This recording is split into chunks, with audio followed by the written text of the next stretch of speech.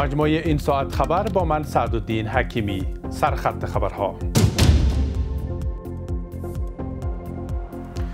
دستگیری پی دستگیری، یک افغان دیگر نیز در واشنگتن به اتهام حمایت از شاخه خراسان داعش بازداشت شد.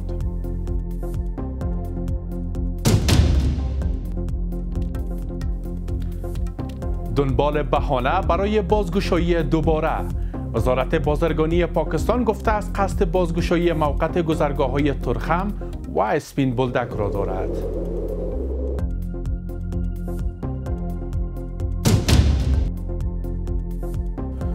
و از مثلث همکاری تا رهایی امیدهای زندانی، وزارت تحصیلات عالی، اداره ملی امتحانات و اداره تعلیمات تکنیکی و مسلکی تفاهم نامه سه‌جانبه برای فراهمسازی زمینه تحصیلات عالی ویژه برای افراد دارای معلولیت خبر دادند. به نام خدا و وقتتان بخیر. مشروع خبرها: یک افغان در واشنگتن به اتهام حمایت از شاخه خراسان داعش بازداشت شد. وزارت امنیت داخلی ایالات متحده اعلام کرده است که یک افغان به نام جانشاه ساپی را در واشنگتن به اتهام حمایت و حفظ ارتباط با شاخه خراسان داعش دستگیر کرده است. به اساس اطلاعات وزارت امنیت داخلی آمریکا، او تحت نظر بوده و برای پدرش در افغانستان که فرمانده یک گروه مسلح محسوب می شود سلاح و تجهیزات ارسال کرده است. آژانس مهاجرت ایالات متحده می گوید که این افغان دستگیر شده از طریق برنامه تخلیه متحدان آمریکا در دوران دولت جو بایدن از افغانستان خارج شده است. به گفته این آژانس، او حتی پس از ورود به ایالات متحده نیز تحت ارزیابی امنیتی باقی مانده است.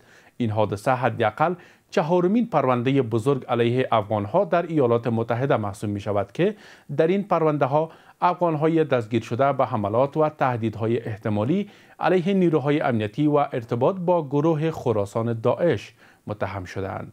تا به امروز هیچ تصمیم نهایی دادگاه در مورد این پرونده ها اعلام نشده است و مقامات آمریکایی میگویند تحقیقات هنوز ادامه دارد.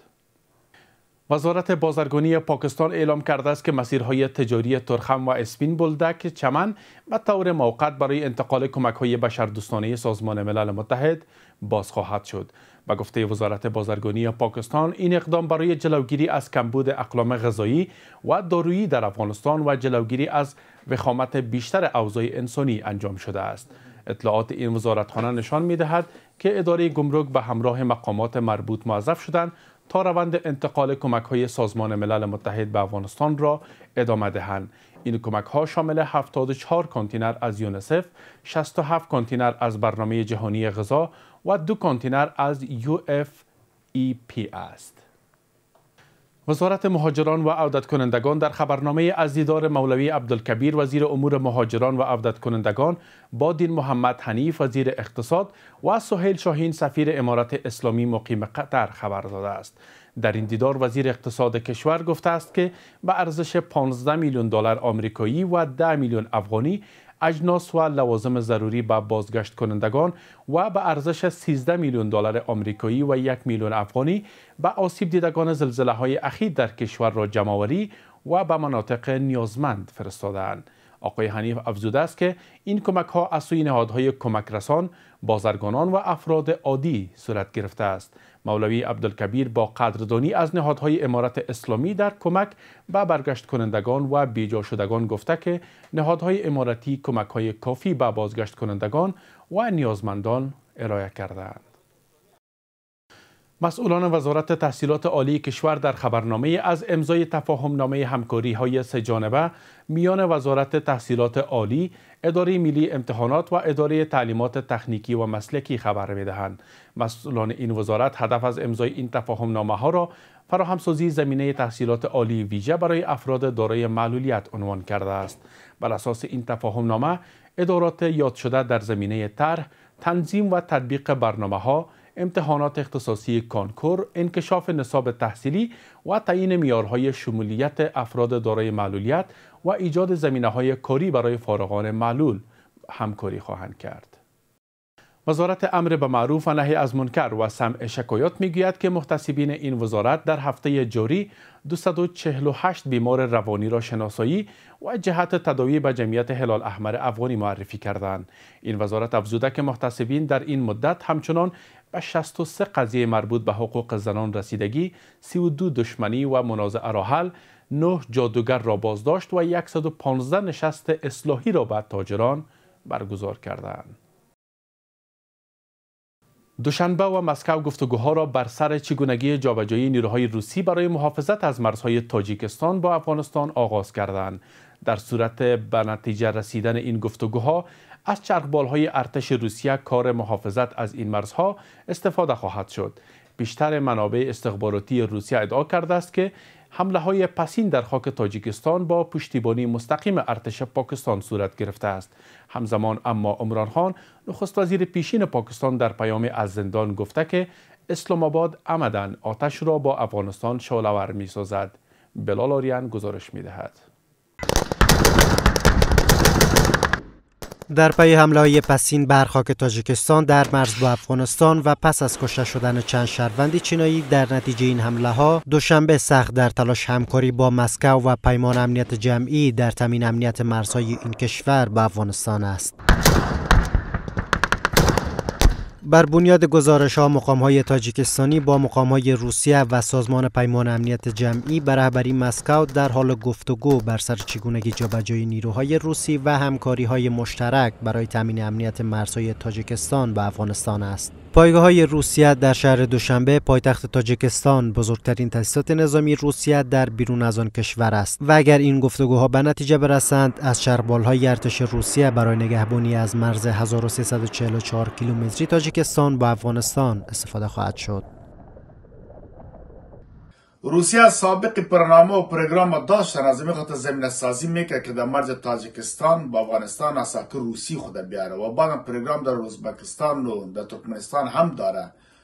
این نگرانی باعث نگرانی کشورهای امریکا و غربی و متحدینش میشه، اما روسیه کار در خاک خود میکنه. از اصول کدام کار انجام ده نمیتونه و صرف اگر مزاحمت هم ایجاد کنن گمان میکنن که اینقدر موثر باشه. پیشتر نیز منابع استخباراتی روسیه ادعا کردند که حمله‌های اخیر بر خاک تاجیکستان با پشتیبانی مستقیم ارتش پاکستان صورت گرفته است، هرچند مقام‌های پاکستانی تاکنون در این باره واکنشی نشان ندادند. پیش از این نیز مقام‌های امارت اسلامی این حمله‌ها را به حلقه‌های نسبت دادند که به گفته آنان در پی ایجاد آشوب و بی‌ثباتی در منطقه هستند. در همین حال عمران خان، نخست وزیر پیشین پاکستان، در پیامی از زندان در صفحه ایکس نگاشته است که ارتش پاکستان عمداً آتش را با افغانستان شعله‌ور کرده است. آقای خان تاکید کرده است که رئیس ستاد ارتش پاکستان برای منافع خودش کشور را به خطر هراس افغانی روبرو کرده است. من همیشه گفتم که هراس افغانی به دلیل حمله‌های پهپادها و عملیات نظامی بر ضد مردمان خودمان افزایش می‌یابد. ارتش نظامی پاکستان عمدن آتش را با افغانستان شعله‌ور کرده است. در نخست افغانان را تهدید کردند و سپس مهاجران افغان را از پاکستان اخراج کردند. حمله‌های پهپادی بر ضد آنان صورت گرفت که اثرات آن به شکل سبب افزایش هراس افغانی در پاکستان شده است. عاصم منیر برای منافع شخصی خود کشور را با خطر هراس افغانی روبرو کرده است. در این میان محمد نعیم، معین مالی و اداری وزارت امور خارجه امارت اسلامی، در دیدار با ژائو شینگ، سفیر چین در کابل، رویداد اخیر را در مرز با تاجیکستان که سبب کشته شدن شهروندان چینی شده است، اقدام دشمنانه خوانده است که میان کشورها بی‌اعتمادی ایجاد می‌کنند. سفیر چین نیز گفته که عاملان این رویداد می‌خواهند که روابط میان چین و افغانستان را خدشه‌دار کنند. ډاکټر محمد نعیم صاحب د تاجکستان پر پوله د روسي پیښې په اړه چې پکې چینایات باووزل سو خواشیني څرګنده کړه او زیاته کړه چې په دې تړاو پلټنې روانې دي او دا برید یې د هغو دښمنانو عمل وباله چې د هیوادونو ترمنځ بې اعتمادي رامنځته کوي. د چین سفیر د پیښې په اړه د جدي اقداماتو له امله د اسلامي امارت د هڅو او دریځ مننه وکړه او ویل چې د دې پیښې عاملین غواړي د چین او افغانستان روابط خراب کړي. پیش از این وزیران امور خارجه امارت اسلامی و تاجیکستان پس از حمله‌های پسین در خاک آن کشور گفتگوی تلفنی داشتند. امارت اسلامی از آمادگی کامل برای همکاری‌های همه‌جانبه برای شناسایی عاملان این رویداد و برای تبادل اطلاعات و ارزیابی این رویداد خبر داده است. پس از تیراندازی شهروند افغان به آمریکاییان در واشنگتن، اداره مهاجرت ایالات متحده روند پذیرش مهاجران 19 کشور از جمله افغانستان را متوقف کرد. سیاست‌های اداری ترامپ واکنش‌هایی را در درون آن کشور برانگیخته و سناتوران دموکرات مجلس سنای آمریکا میگویند جرم یک فرد نباید سرنوشت افغانان دیگر را متأثر بسازد. سلیمان اکبری با جزئیات این گزارش پرداخته است.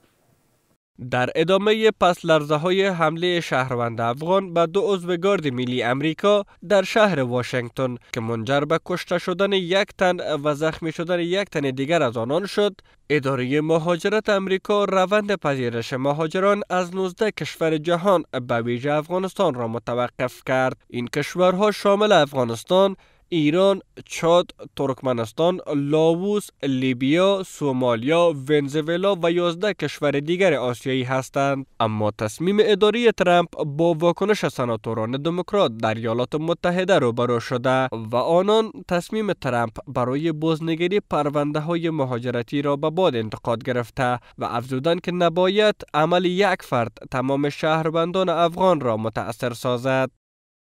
of the Trump administration to blame everybody else. اداره ترامپ در تلاش است تا تمامی ناکامی‌های امنیتی خودش را به گردن اداره بایدن بیاندازد. آنان پیش از ورود به امریکا تمام بررسی‌های امنیتی را گذرانده بودند. نباید برای عمل یک فرد تمامی شهروندان افغان را نادیده گرفت و به خاطر یک فرد همه آنان را مجازات کرد. To take accountability for anything. بنابراین این تصمیم سیاسی باشد. امیدوار هستم که مقامات عدلی و قضایی ایالات متحده آمریکا با اقدامات قانونی در قسمت رفع این چالش‌ها و بازنگری دوسیه‌ها و مسائلی که از جانب حکومت آمریکا تصمیم گرفته شده است آن را توقف بدن تا این مسئله باعث نگرانی با وجود آمدن فضای ناامن میان افغان‌های مقیم ایالات متحده آمریکا نگردد. در سوی دیگر، رسانه‌های آمریکایی از برگزاری نخستین جلسه محکمه رحمان الله لکنوال مظنون حمله به نیروهای گارد ملی آمریکا خبر داده و افزودند که وی تیراندازی به نیروهای گارد ملی این کشور را رد کرده است. با این حال قاضی دادگاه واشنگتن آقای لکنوال را در 4 پرونده متهم تثبیت کرده و افزوده تا رسیدگی بیشتر درباره پرونده اش او در بازداشت خواهد بود. این همه در حال است که پس از تیراندازی رحمان الله لکنوال به 2 عضو گارد ملی امریکا و بازداشت 7 شهروند دیگر افغان به جرم طراحی حمله‌های هراس افغانی، اداره ترامپ سختگیری بر شهروندان افغان و بازنگری پرونده‌های مهاجرتی آنان را صادر کرده است. با سپاس از همراهیتان، تا درود دیگر، بدرود.